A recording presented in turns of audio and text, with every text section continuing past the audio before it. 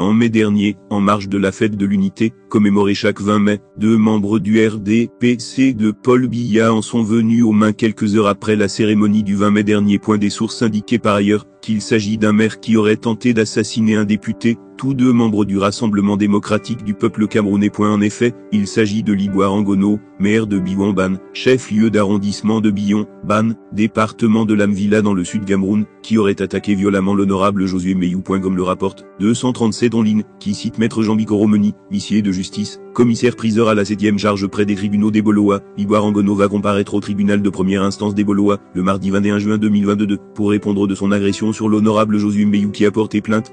Cela fait suite à une citation directe faite par l'honorable Josué Meyou. Depuis l'agression survenue le vendredi 20 mai 2022, certains se demandaient ce que Liboire Angono, le bourreau du député, faisait encore dehors après cet acte criminel, car le parlementaire a failli perdre sa vie, d'après le témoignage du sous-préfet de Biwamban présent lors de l'agression.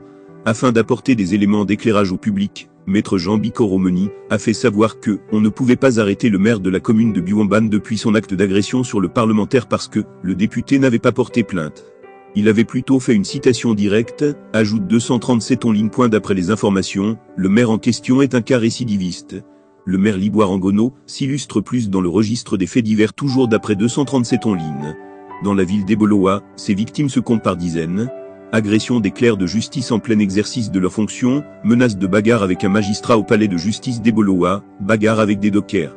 Ils avaient d'ailleurs menacé de bagarrer avec plusieurs journalistes de la ville dont Francis Evina, directeur de publication du journal Noir sur Blanc, et Eric Tangana, directeur de publication du journal Immigrant, pour ne citer que ces quelques cas. Plusieurs personnalités de la ville ont prodigué des conseils au maire sans succès.